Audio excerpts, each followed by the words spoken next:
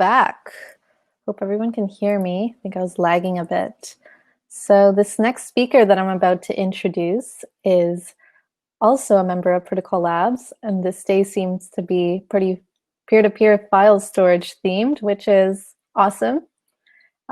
Personally, I've been binging her YouTube videos for about a year now, so it's really cool to get to introduce somebody that I watch on YouTube. She is product lead at Protocol Labs and has also started her own virtual reality startup. Her name is Pooja Shah.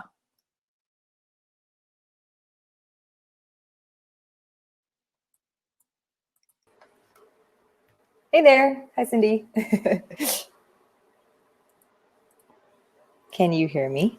I can hear you perfect. Okay, great. Thanks for the introduction. Nice to be here. No problem. Floor is yours. Awesome. Okay, let me share my screen.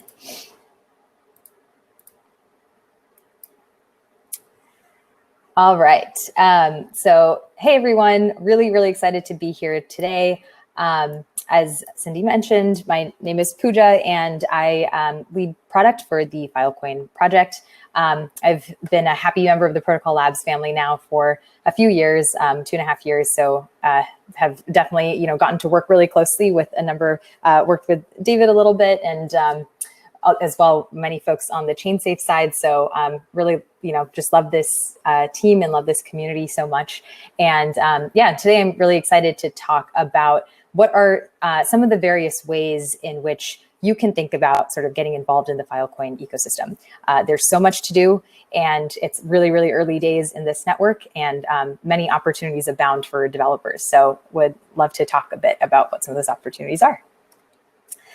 So this is a brief agenda of the discussion today. I'll talk about why you should build in the Filecoin ecosystem, what are some examples of the types of projects that other folks are building, what you might consider building, and some resources to get started. So the first, why should you build in the Filecoin ecosystem? I'm sure many folks have talked about this at various points throughout this conference, but the mission of Filecoin, which is something I hold really dear to my heart personally, it's something that really motivates me to work in this ecosystem every day, is to create a decentralized, efficient, and robust foundation for humanity's information. And sort of each word of this mission statement is something that we take really seriously as a project. And so you may see some of that in just, I'll talk a little bit about at a high level how the system is kind of designed and some of the core features. And they really speak to this mission statement. That's something that drives all of the efforts across the project. Filecoin is, probably the thing that most people are familiar with is obviously it's a decentralized storage network, but Filecoin is actually a lot more than that too. It's a set of decentralized storage protocols, the actual just underlying protocols that anyone can implement and even create new networks on the basis of. So we really do believe strongly in really good protocol design and artifacts that represent what those protocols actually are, like really strong specifications and so on. Filecoin is also a payment mechanism on its own, and also Filecoin is a really thriving ecosystem. At a high level, you can think of at least the decentralized storage network component of Filecoin as a two-sided marketplace where there are clients on the network who want storage, want to hire someone to store data with, and there are miners that are filling that need by providing storage to the network. And you can kind of think of the network as sort of this like decentralized intermediary between the two sides of this marketplace, which is what it says here. And so when a client decides that they want to store data on the network, they'll send some amount of Filecoin as well as their data to storage contracts on the network. And the network will pass this data on to the miners that the client has selected to store their data over time. And periodically, and currently in the protocol, it's about every 24 hours, the network will also ask miners to generate storage proofs to show that they indeed are storing the data correctly, that they were supposed to be storing. That's kind of what these little pi proofs are. Those are submitted back to the network. They're submitted onto the Filecoin blockchain. And as long as miners are continuing to prove their storage and show that they're storing the data correctly, the Filecoin tokens that came from this storage client are distributed to the miners. And there are lots of really key mechanisms in the protocol that are designed to ensure that this system can work trustlessly in a way. So, clients and miners should be able to trust that the network's protocols will will incentivize all of the participants on the system to do the right thing and ultimately make this system of data storage and continuing to show that the data is being stored correctly over time actually work as intended. There are a number of features in this design that I think really make Filecoin the decentralized storage network for Web3 today, and over time, really just kind of the decentralized storage layer for all storage use cases that we will begin to imagine. One core feature of Filecoin that I think is really interesting is this idea of having more differentiated and granular storage markets. So when most of us in the world today, obviously, and maybe this is not as relevant for the Web3 crowd, but I think just generally, as we think about storage in the world, you hear a lot of phrases like, storage is commoditized, storage is pretty undifferentiated. It's a resource that people don't really think very much about when you're building standard applications. But what the Filecoin network allows for is more differentiation in the storage, in a storage market.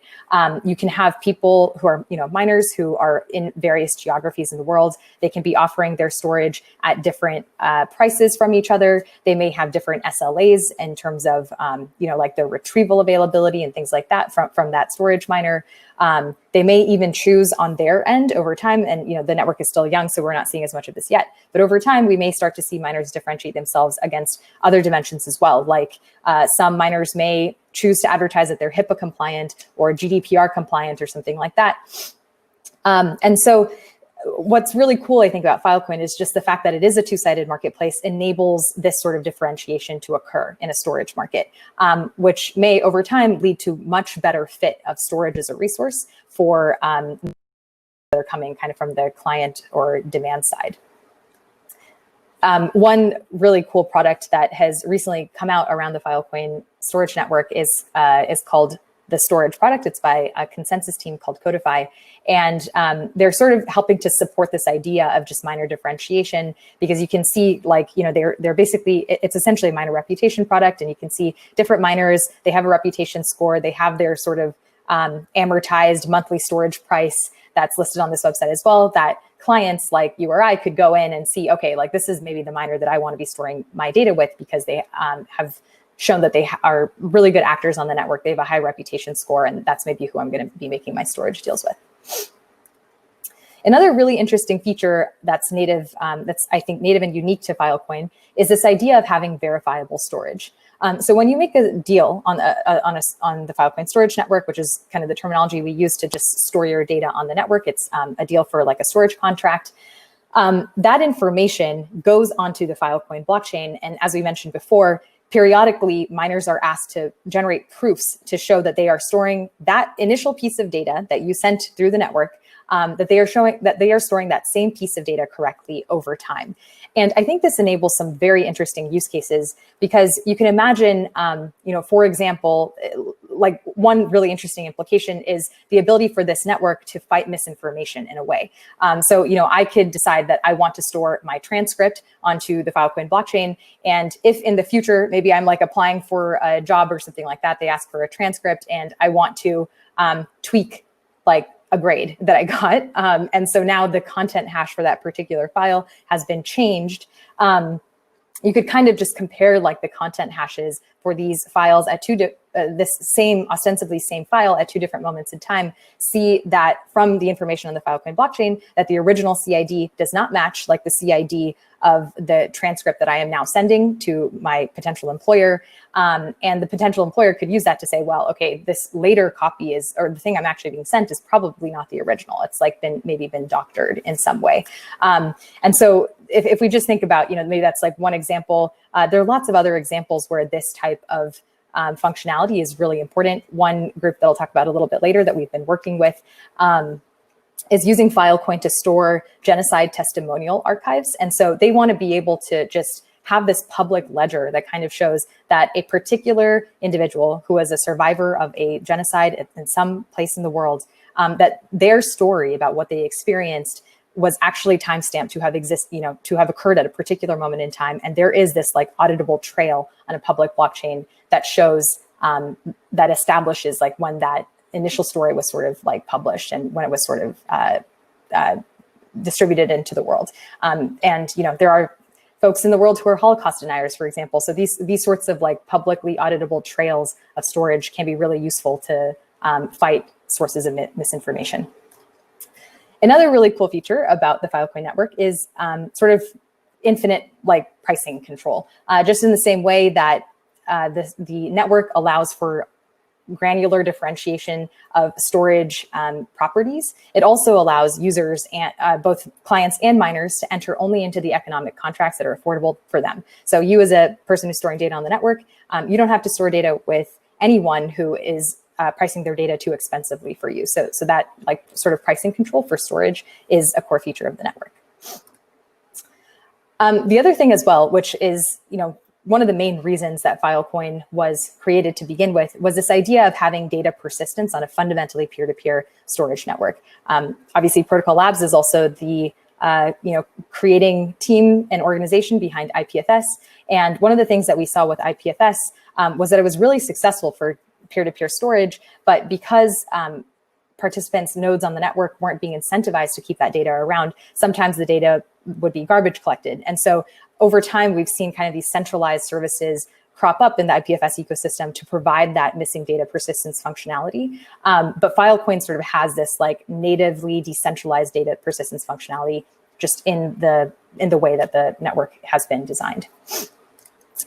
And then the last thing also, which is, I think, touch on it at a few different points, but all of the content that is stored on the Filecoin network is also addressed by a content identifier, or a CID, which is the same as how content is addressed in the IPFS system as well. And so we've carried over a lot of those properties into, because Filecoin and IPFS are in many ways like the same, they use the same underlying protocols, those properties also exist in the Filecoin network as well. So these are some of the core features that exist in Filecoin today. But you really should think of this as just kind of the ground layer, and it's just the beginning. There really is just so much more that can be built on top of this foundation to make Filecoin extremely useful for a number of different use cases, a number of different types of developers as well. And so I wanted to touch on some of the things that others in the ecosystem are building to make Filecoin really, really useful, and also just using in their own applications and use cases. Filecoin today is a rapidly growing ecosystem. There are thousands of people and organizations who are working towards this common goal, this mission that I mentioned before, of building a decentralized, efficient, and robust foundation for humanity's information. There are more than 250 developer teams. There have been more than 4,500 individual people who have made open source contributions to many of the different repos that are sort of within the Filecoin ecosystem and project. And hundreds of miners providing more than an exabyte at this point of storage capacity. So the mainnet launched a little bit less than 2 months ago, and we're already starting to see just a huge amount of activity in the ecosystem, which has provided some really cool examples of what people are already doing and some direction into kind of like what remains and what's the space of future opportunity look like. One example is a project called Slate. And I don't have the URL up here, but you can check it out at slate.host. It's a really beautiful product, which is essentially, intending to be like a first-class user experience product that is built on top of fundamentally like a totally decentralized stack. So it's built on top of IPFS, Filecoin, and the Textile stack as well. If you haven't checked it out, I would definitely recommend trying it. It's really cool to just have this sort of experience and not even have to know that under the hood is a bunch of like really interesting decentralized technology. It's a product that just works, and it's also fully open source. And so if you're looking to build these sorts of user-facing applications on top of the IPFS and Filecoin stack, Slate is a really good example for that. Another really awesome project that's being built by the Fleek team is called Space. And Space is actually, it's awesome. It's both a developer product because they have kind of a daemon that abstracts away a lot of the complexity of dealing with the various different APIs of IPFS and Filecoin.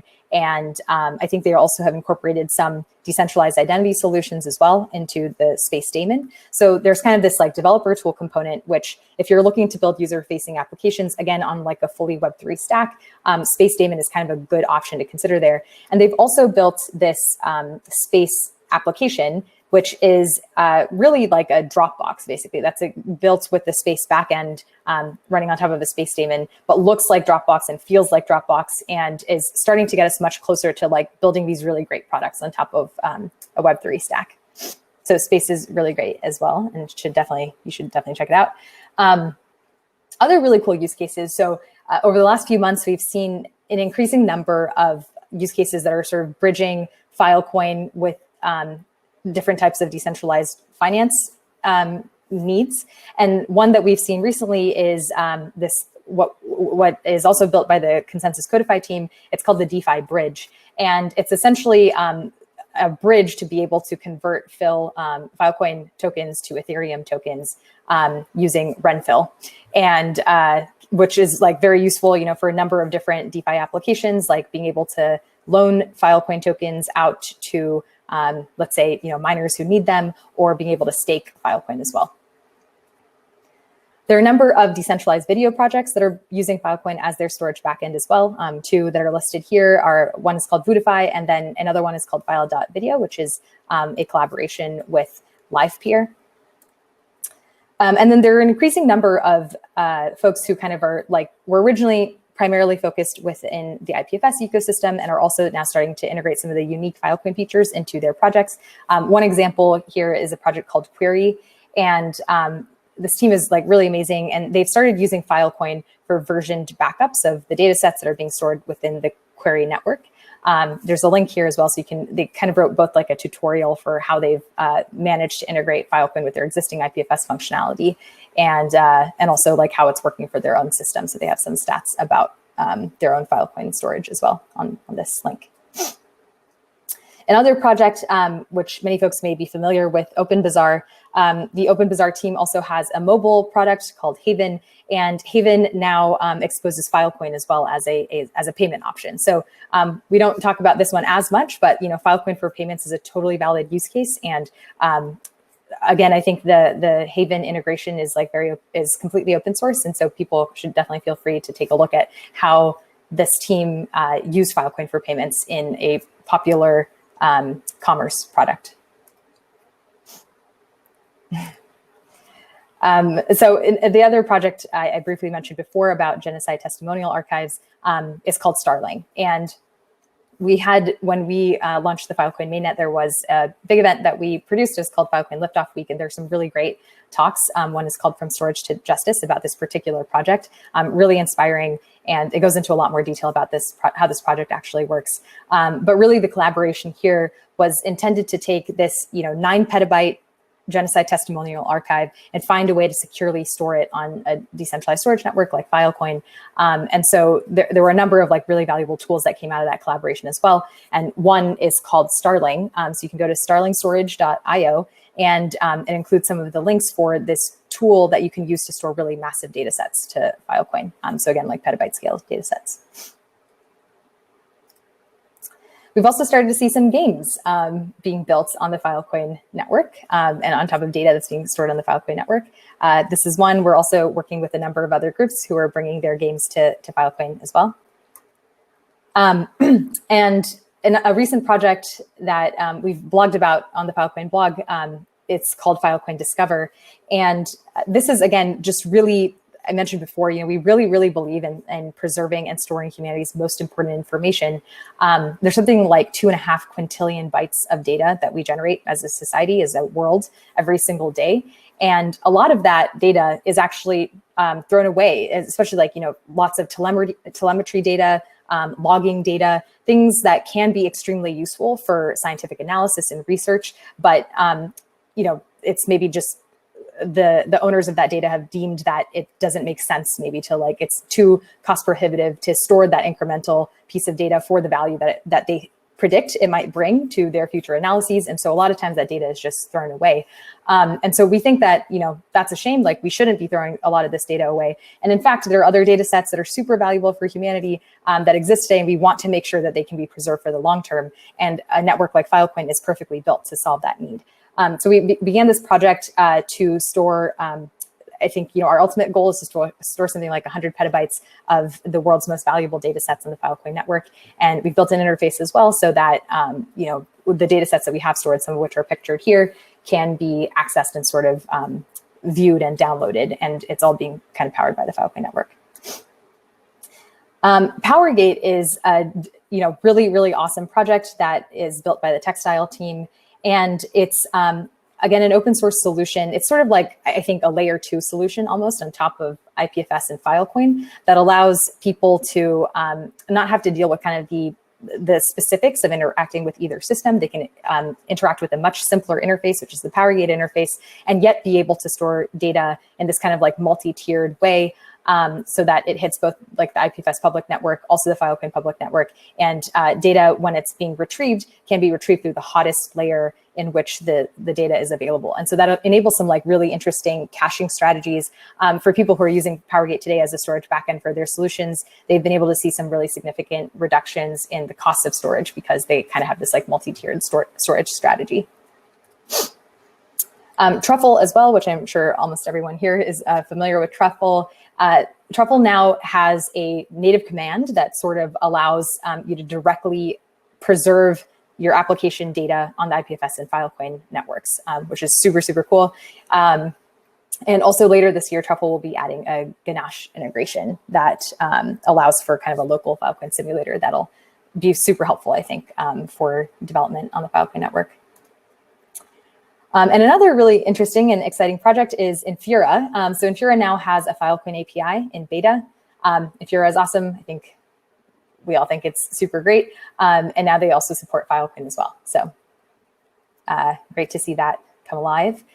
And then, of course, there is the several implementations of the Filecoin protocol, including Forest by the ChainSafe team, which has been a monumental effort and just like super, super amazing work has gone into making this this additional implementation of the Filecoin protocol. So, lots of work here to make many implementations come to life. And so, yeah, so sort of just like zooming out a bit, there's a lot going on. And across a number of different verticals of development in the Filecoin ecosystem.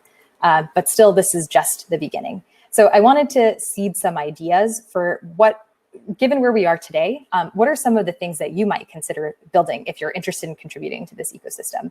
I think there are some really immense opportunities to build like very valuable businesses, really, really compelling products, and extremely useful developer tools. So I wanted to touch on some of those ideas just to get some of the creative juices flowing. As a reminder, Filecoin is a lot of things. It's a storage network. It's also a set of protocols. It's also a payment mechanism. And if you choose to build in it, like you'll see, it really is a very thriving ecosystem. So when we think about the storage use case, I think there are so many opportunities here, but just a few that really are top of mind are just really thinking about, what are some of these next generation dApps that can make use of this unique property that Filecoin has natively of being able to establish data trails and data authenticity, what we're calling verifiable storage. I think there are some really interesting use cases that we haven't really seen yet. And I think there's some really big opportunities here in the verifiable storage area. I think Filecoin is the perfect storage solution for this idea of data marketplaces where individuals or institutions can kind of surface their data, and others who want to run analyses on their data perhaps can like pay them a small fee to be able to access like some subset of the data that they're making available. There's so many different iterations on these ideas and so many different perceived needs and so on. But I think ultimately you probably want like a fundamentally decentralized network to power a marketplace like this, and one also that has some notion of economics embedded in it. So I think Filecoin is really a great, now that this network exists, I think data marketplaces would be a great idea to reinvest in and see how we can make those a reality. I think there's a huge space still, a huge amount of surface area to look at what do these storage bridges look like between the various amazing smart contract platforms that exist out there and a network like Filecoin, and also other storage networks, not just Filecoin. But I think we're really seeing a need for some of these like more native storage bridges to exist. And that's something that I think people, it's like there's not that much happening here yet, and it's like hugely valuable. And I think there's a really big opportunity there for sure. Building smart contracts that aggregate over large data sets, I think, is another like interesting opportunity to look into. And this is a more minor one, but like storing game assets and virtual world data on a network like this, where those assets can be accessed by many different games potentially, or like a universe of different like mini games, I think is a promising direction as well for the Filecoin storage use case. Then when we think about Filecoin for payments, I think the fact that Filecoin is the medium of exchange that you use to buy and sell storage on the Filecoin network means that it's like a very seamless. It should probably be like in many cases kind of the natural payment medium of exchange for user applications that have some notion of like user storage. So any application that wants to expose to its users some sort of like decentralized storage and wants users to be able to directly pay for that, I think totally makes sense to use a system like Filecoin for that. There are all sorts of like Filecoin wallets, and thinking about like how to integrate Filecoin wallets and have standalone Filecoin wallets and things like that to make to enable these sorts of more flexible use cases. That I think there's a huge space there that still hasn't been fully explored, and then still a huge amount of opportunity for collaborations between like thinking about how Filecoin can be used in various DeFi use cases as well. We've started to see the start of this, but there's actually like really significant demand, especially currently from the Filecoin mining community. And so I think folks who are interested in DeFi should consider thinking about how Filecoin can fit into that picture as well.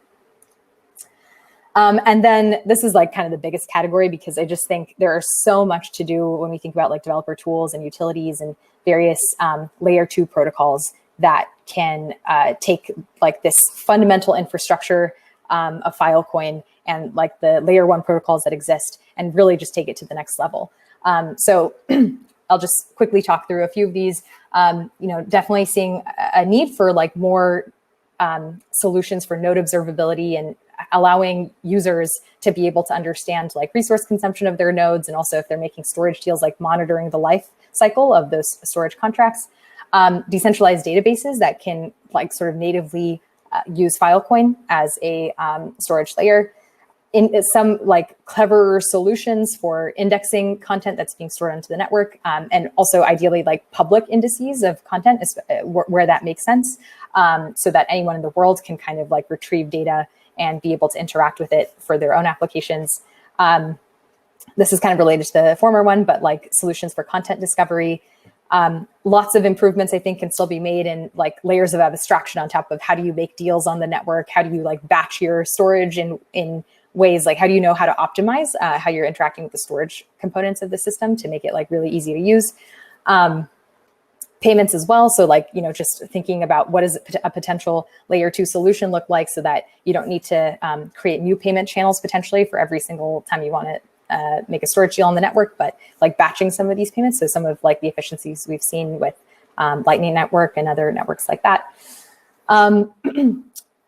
Maybe another one that I'll call out here is miner discovery and reputation systems. So I surfaced a couple of these, but I think these are still really nascent. And just thinking about very rich ways that we can kind of expose this differentiation that exists in the storage market to the broader world of users will be super valuable. And we're seeing a huge need from it today. Like, every day I hear people like users on the system asking me like, oh, how do I know like a miner who meets X, Y, and Z like capabilities? How do I know how to find that person? So I think there's like definitely a big need here as well for helping users find storage miners. Think of it kind of like the Airbnb UI or something, but for miners on the Filecoin storage network.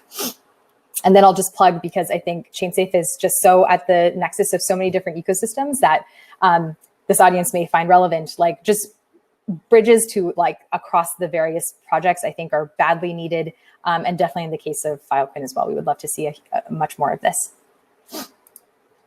So this is my last reminder to you, but this is really just the beginning. There's so much to do. And if you're interested in getting started in this ecosystem, I wanted to highlight 3 main resources. So the first is definitely taking a look at the Filecoin documentation site. It's kind of like the go-to place to learn about all things Filecoin.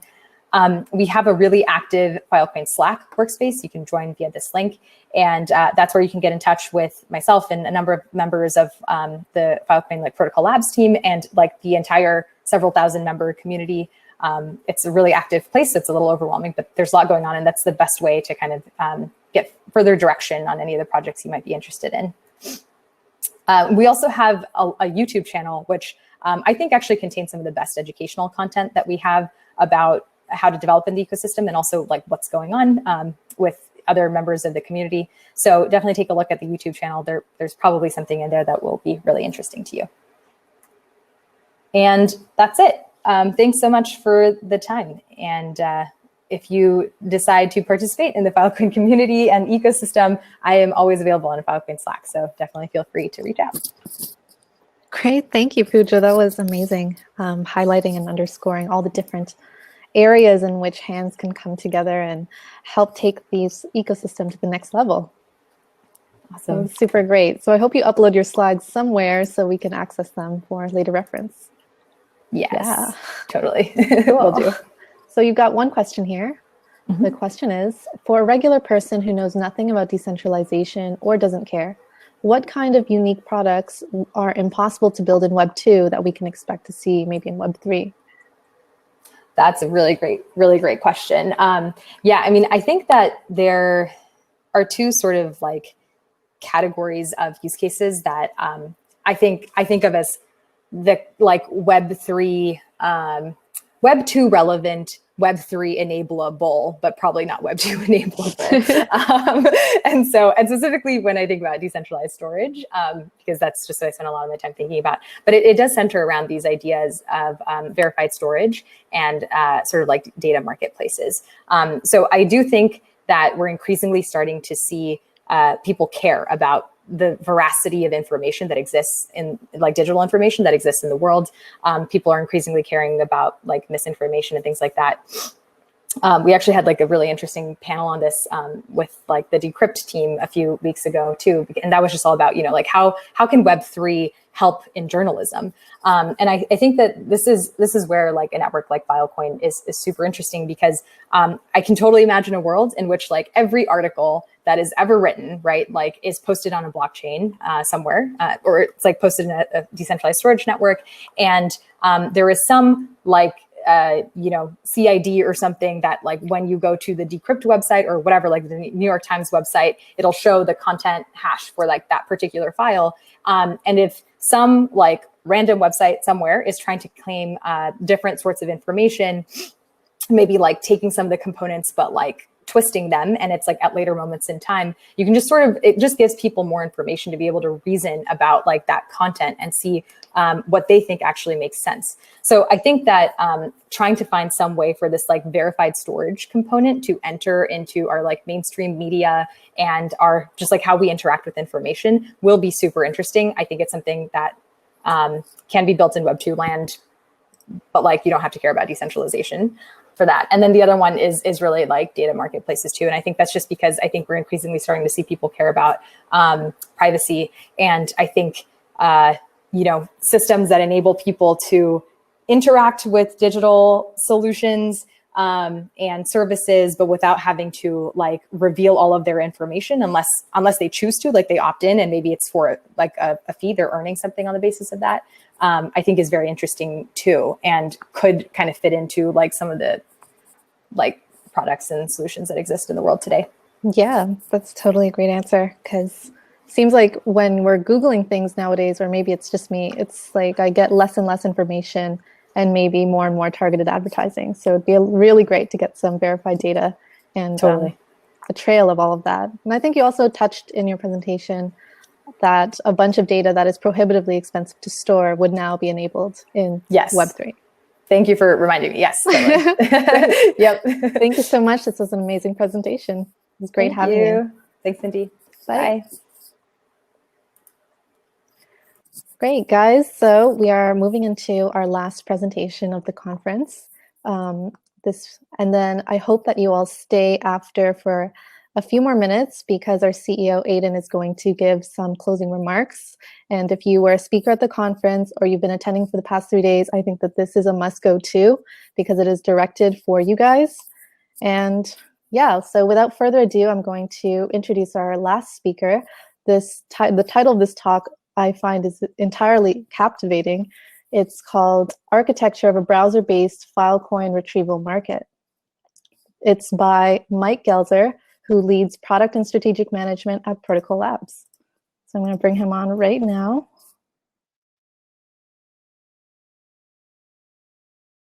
I don't see him in the participants. Maybe I'm typing the name wrong.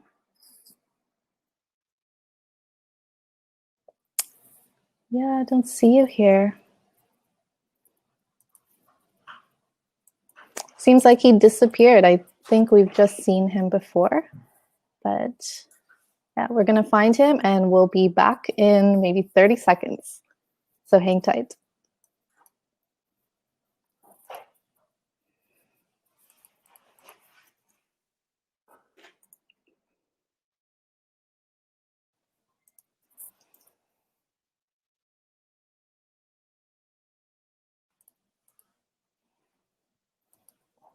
Hey, Cindy.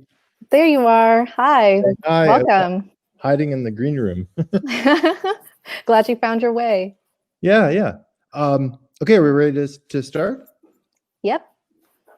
Okay, great. Let me just share my screen and okay, so I'm not going to be able to see anything in the chat or any other visual cues because this is occupying my entire screen. So just shout, Cindy, if something is going wrong or I've muted myself or anything silly like that. Okay, so let me introduce myself. My name is Mike Goelzer. I work at Protocol Labs. I've been working a lot on the Filecoin project this summer, and what I want to present on today is a tool that I've been working on an embarrassing amount of time this summer and fall and winter. It's a browser-based retrieval market for Filecoin content. And what I'm going to talk about today in particular is the architecture of the application. So this builds on a previous talk I've given. I've given a few talks about this. They mostly demo the application, show you what you can do, stuff like that. One of them is here, this link. I know you can't click that, but if you can remember 56HRK and L or I PIDS, you can visit that for a more that's a more gentle introduction to what's going on in retrieval markets in Filecoin generally. What I want to do in this talk is focus more on the architecture of what we've built. And before I move forward, I just want to point out in the bottom left corner there, we hang out on Filecoin Slack. So if you don't have an account, you just go to filecoin.io/Slack. And then we hang out in a public channel called fil-browser-retrieval. We welcome anyone who wants to join our little community that's working on this project or related projects. So please, we would love to have you join that channel, and we can point you to other stuff that's going on. So I'm going to condense the kind of background information to just hopefully like just 2 or 3 minutes, and then I'm going to talk more about the architecture, as I said. But just really briefly, what is the retrieval market? So Filecoin is a market for data storage. You negotiate a deal with a miner, you store data on that storage miner, and then later on you can retrieve the data from that miner. But there are some use cases where you may want to publish data for a more general audience than just retrieval by yourself. And in that case, we want to create a competitive market for retrieval of that data. And the idea for doing that is to have a second market independent of the storage mining market called the retrieval market. And someone could retrieve once from the storage mining market, put that data into the retrieval market, and you can kind of think of it as like an IPFS or like a BitTorrent, or it's just a peer-to-peer marketplace where content retrieved from Filecoin can be re-retrieved by a large number of other people. This is our main repo. So what we're trying to build is a browser-based implementation of what I just described. Everything runs in a browser. You don't need to run a Lotus instance on your laptop. You actually don't need to run one anywhere. I'll tell you a bit about how it works in a minute. And you can query for CIDs, you can store CIDs, you can resell CIDs. So you can come check out our repo. Okay, so rather than doing a demo, I'm going to show a 60-second video that I think is going to be faster. Cindy, just interrupt if you can't hear the sound or can't see the video. The first step, you have to give it your wallet. So let's start out with this example CID, just to see what it looks like to retrieve content from another browser. So we queried for it. We got one offer. That's not surprising because I have another Firefox browser running right next door, and it's already storing this CID. The one video is on. Is it the audio? Well, let's. You don't see the video? I don't see the video. Does anyone in the audience see the video? Oh, they see it? Okay, it's just me then. Don't worry, I'll listen. Okay, all right. I'll resume the video where it was then. I can also just do a live demo. It's just slower. Give it your wallet. Hold, sorry, one sec. As you can see, the first step you have. I think we're about there. Using a payment channel to exchange vouchers for data, and then finally completing the transfer. So this demonstrates the peer-to-peer nature of the browser network, but on its own, that's not very interesting. How do you get content into the system in the first place? So to do that, let's take a look at a CID that is only available on the Filecoin storage network, and in particular on this miner. Okay, I query for that CID, I click buy, and what's going to happen is this browser is now going to open a connection to a proxy server that runs an instance of Lotus. That instance of Lotus will do a Lotus client retrieve, and then this browser will send funds to the proxy server to then actually receive back the bytes of this CID. Okay, that's it. So what you just saw was two things that this application can do. Again, it's the application at that repo I showed earlier, Filecoin shipyard / browser - retrieval. It can do two things. It's a peer-to-peer network of browsers, so it can retrieve from another browser. That's the green part that you see on the left here, and then it can also retrieve from the Filecoin storage network. And I'm going to talk in a little bit more detail about how both of those functions work. So this diagram is basically everything. I'm going to walk you through it in pieces, but fundamentally, this is everything that's going on. You've got this peer-to-peer browser network on the right in green. Each of those boxes, imagine that's a browser. And then when those browsers need to publish messages to the chain, they do so via a public Lotus. That just means it's a Lotus that anyone can access. It doesn't store any wallets. It doesn't store any private information. All it does is give you a pathway by which you can publish messages onto the blockchain, and that's fundamentally what moves the Filecoin system forward. And the interaction with the Filecoin storage network, I'm going to talk about in a moment. So let's dive into a little more detail about some of these parts. Just talking about the browsers communicating with each other and how do they exchange files with one another. Fundamentally, it's a libp2p network. So if you're not familiar with libp2p, this is a great open source project which I know and love, and you can too if you go to github.com/libp2p/libp2p is the main repo, and then there are various language implementations linked to from there. We have many different. We've implemented the libp2p protocol in many different languages. It's an extensible, upgradable protocol. It's great for peer-to-peer applications. So anyway, so this is basically a libp2p network of browsers. They communicate using Gossip, which is one of libp2p's decentralized pub sub mechanisms. We support a couple. The best one is Gossip. a gossip sub, also known as.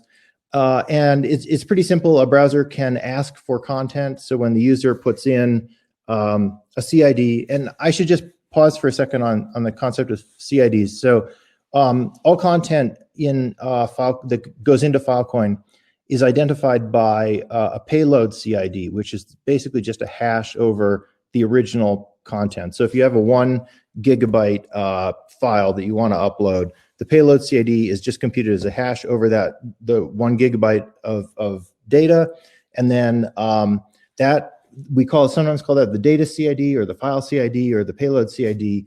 And then once it gets into Filecoin, once it gets stored on a Filecoin miner, there's another concept called piece CID, which I'm not going to go into right now, because this particular tool only thinks in terms of payload CIDs. It thinks in terms of an entire file, or it's 0 or nothing. Sorry, it's everything or nothing. So we deal with payload CIDs in here. In the future, I would love to work with IPLD selectors and more fine-grained control over what you're retrieving. Like from a large data set, you might only want a certain set of records. But for right now, this tool is much simpler than that. So anyway, the Gossips network lets browser clients ask for content by a payload CID, and then if some other browser has that content, it will reply saying that it has the content, and of course, it'll name its price and the multi-header where it can be reached. In terms of how the browsers transfer data from one another, so once browser A has agreed to send data to browser B on certain economic terms, right now we use just a pretty simple chunking mechanism, and then the actual byte transfer, we just send raw bytes. What we want to do, our next step, is to port Go data transfer. So there's a whole retrieval side of Lotus, which is called Go. It's called Go Fill Markets / Retrieval Market. Like that's a GitHub Filecoin project / Go Fill Markets / Retrieval Market. That is a set of that's a block of code, very large block of code in Lotus, and it relies on some lower level components. It basically relies on Go data transfer, and then Go data transfer relies on something called Go graph sync. So we want to take the collection of those three things, compile them into WASM. We've managed to do that. We've got that working outside the browser extension. Now it's just a matter of porting it into the browser extension. And then longer term, what we're trying to do is rewrite all of this stuff in native JavaScript. So we have one project underway to create a JS graph sync. That's the lowest level component. Then we would create a JS data transfer, analogous to Go data transfer. And then we would finally create a JS side of the retrieval markets protocol. But for now, we're just relying on a much simpler way of just moving the bytes back and forth. And in terms of storage, if you retrieve a 1 gigabyte file, where is that stored? So it's stored in the browser local storage. We use the JS IPFS block store.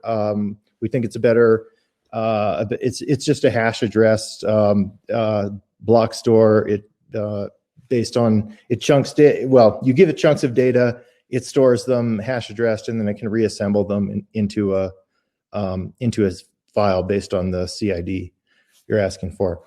So that's how the browser part of it works. Now I want to talk a little bit about the payment side of it. So when browser A is requesting a file from browser B, it necessarily implies that browser A is going to pay funds, Phil, to browser B. And the way that works is a back and forth kind of mechanism where a little bit of data is sent by browser A, and then browser B requests a payment voucher, which is a commitment to pay a certain amount of Phil in the future. Then browser A sends back that payment voucher. Then browser B sends a little more data. And this cycle just continues going until all data has been transferred and all value for that data has been transferred the other way in the form of vouchers.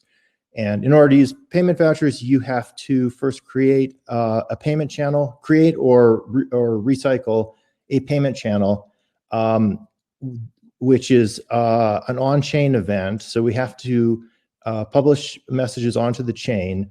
As I mentioned earlier, we use a public Lotus for all on-chain interactions.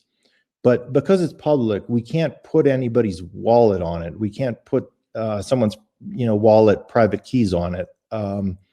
There's too much risk that somebody would figure out how to hack Lotus in a clever way that exposes other people's keys. So we keep all of the private keys, the signing keys in the browser, which means we need to sign all the messages in the browser. So what we do is we generate messages, all of our messages. We don't use the Lotus RPC APIs. Lotus has a very rich API. There's thousands of calls you can make. We don't use basically any of those. What we do is generate all of the messages that we want to publish on chain inside the browser. We sign them with the user's wallet private key, which is also never leaves the browser.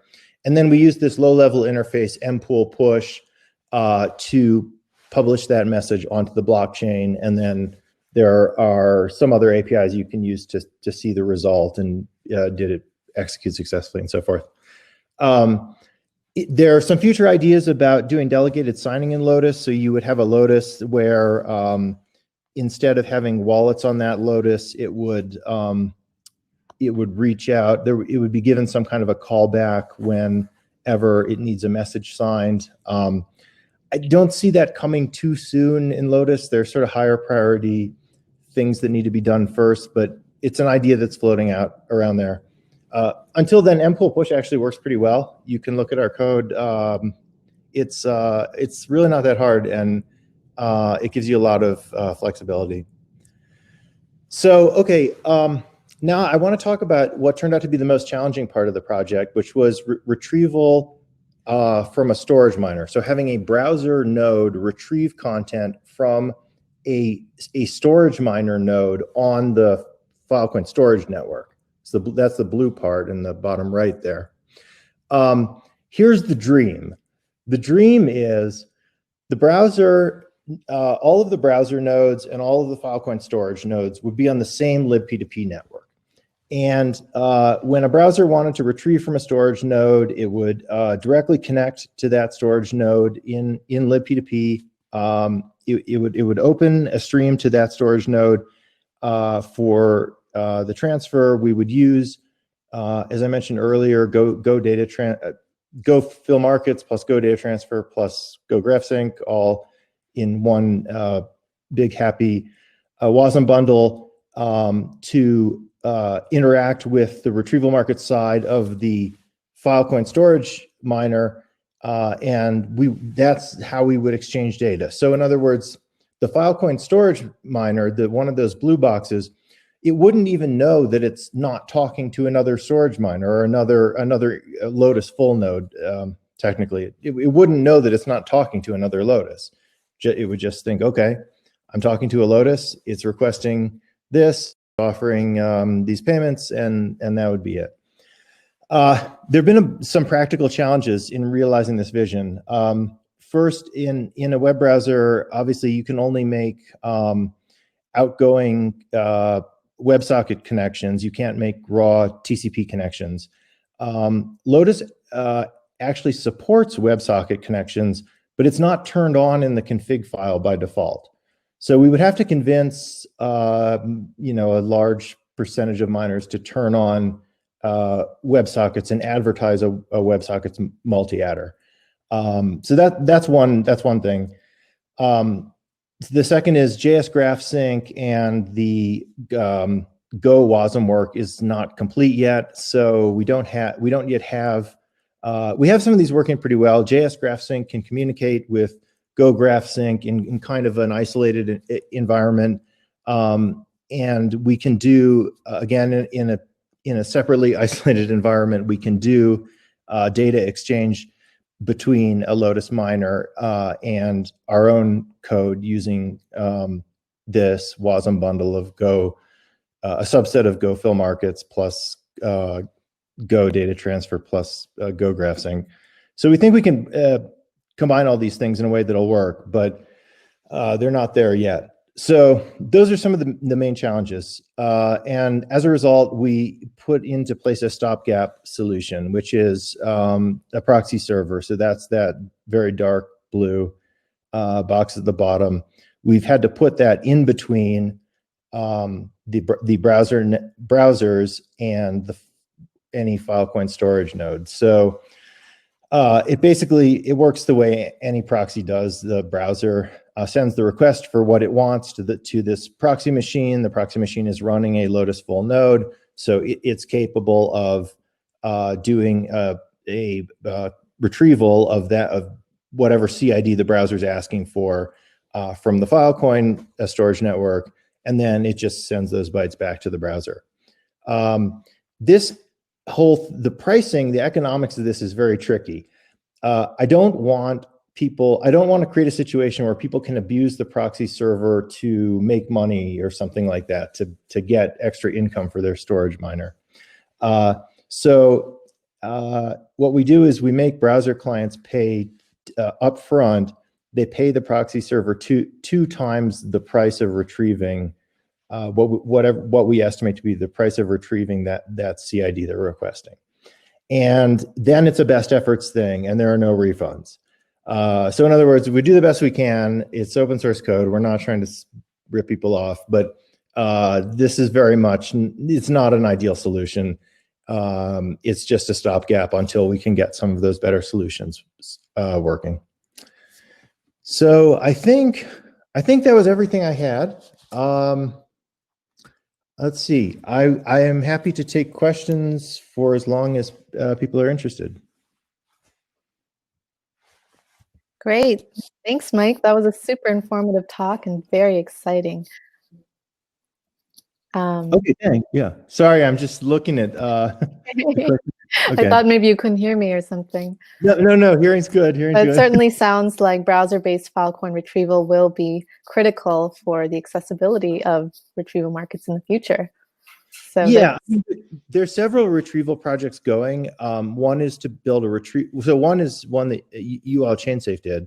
It's a Go retrieval market, and it works in a very similar way. It uses gossip sub to communicate asks and offers between the nodes. It does require a full Lotus miner or a full Lotus node at least running, but that's a cool one. There's another effort underway to build an infrastructure for retrieval, which is not it's not an end user facing application, but it's basically a set of additional nodes that would kind of interact with the Filecoin storage nodes in a way to make retrievals very fast, low latency. And there's a startup called Myel, M-Y-E-L, that is trying to build a retrieval market for Filecoin also. So this is just one of several projects, but this was the only one that took up the challenge of doing everything in the browser, not using any of the Go code. We finally broke down and decided, all right, we'll use some Go code called the WASM. Yeah, but we don't require anybody to run a Lotus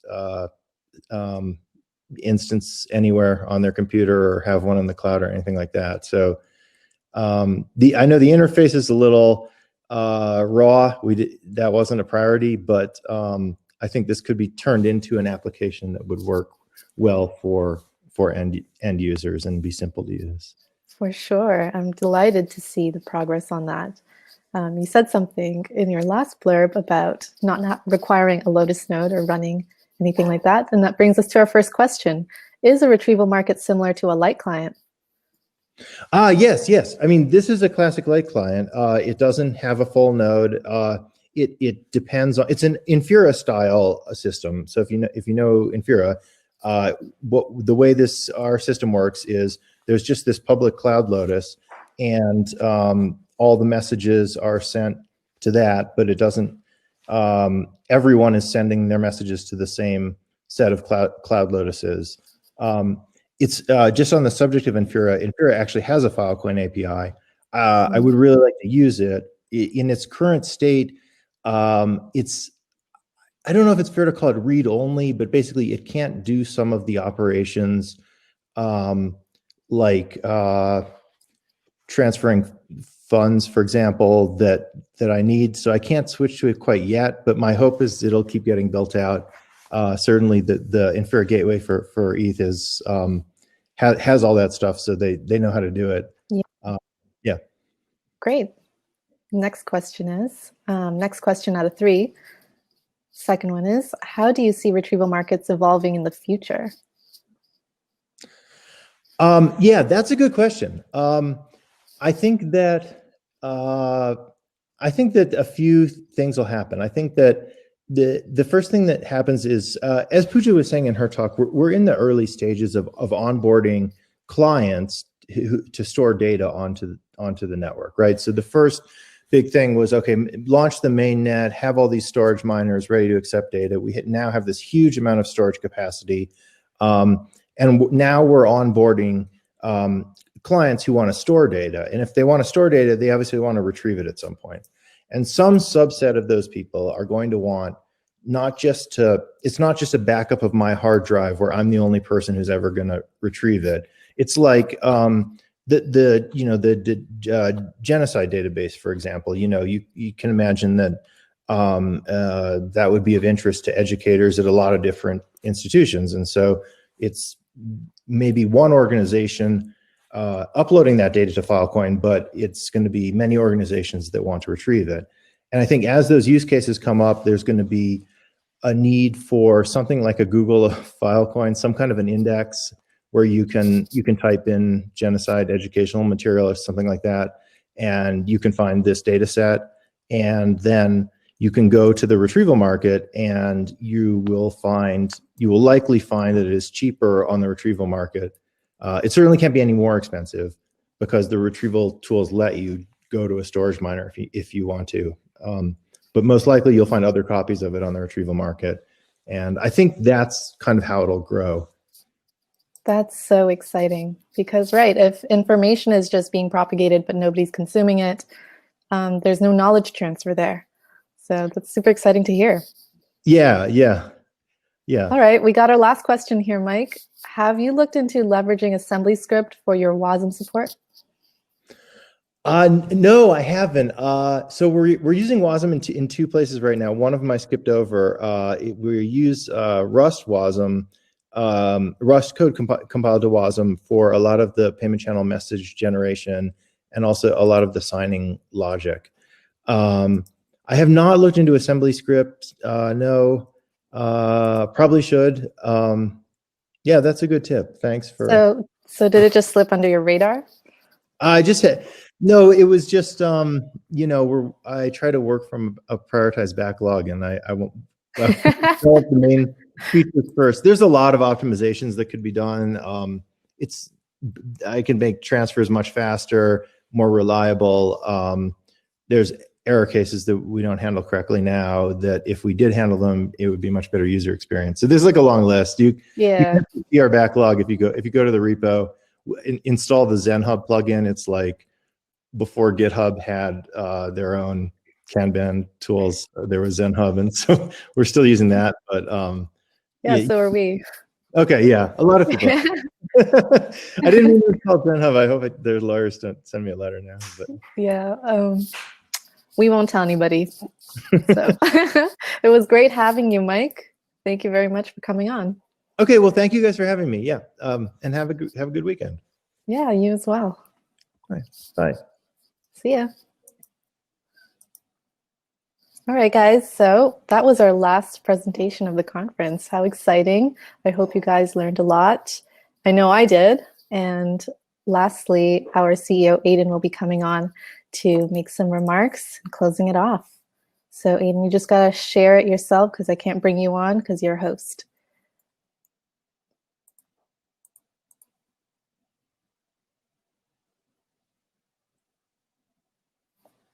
Signing off, guys.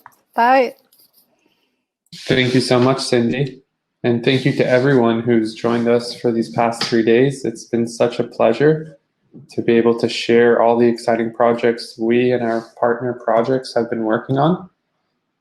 I just wanted to take a little bit to reflect on how incredible these past 3 days are, to be able to share, different ideas and different projects across ecosystems that usually are pretty siloed from one another. And so I just also wanted to take a minute to thank everyone who's made this possible. We've had 45 speakers in total from the following organizations: the Ethereum Foundation, the Interchain Foundation, the Web3 Foundation, Protocol Labs, Informal Systems, Consensus Labs, Fenbushi Capital, Connext, ETC Labs, Hypersphere Ventures, Parity Technologies, Tendermint, Cello, Centrifuge, Ava Labs, Ampleforth, Edgeware. And I just wanted to take a second to really say thank you to everyone who took the time to speak. And of course, to everyone from ChainSafe who took the time to share something during CSCON 0. It was really an incredible opportunity for us to share all of the things we've been working on at each and every day. And also, no thank you would be complete without mentioning the party planning committee. So that would be Dustin, Cindy, Paulina, Ryan, and Stu. You all made this event so memorable and really something that we're all proud of.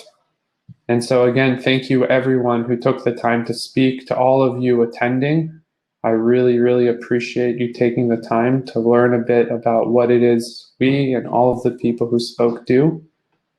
And those of you who are watching this later on YouTube, hey, share this with your friends.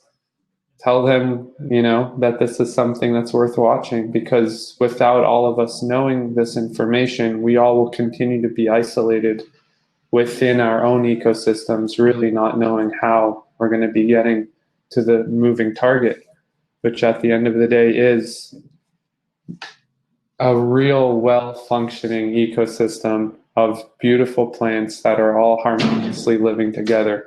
Because like we said at the beginning, collaboration is good for the whole garden. So thank you everyone for joining us for CSCON 0. And we're looking forward to seeing you all again next year.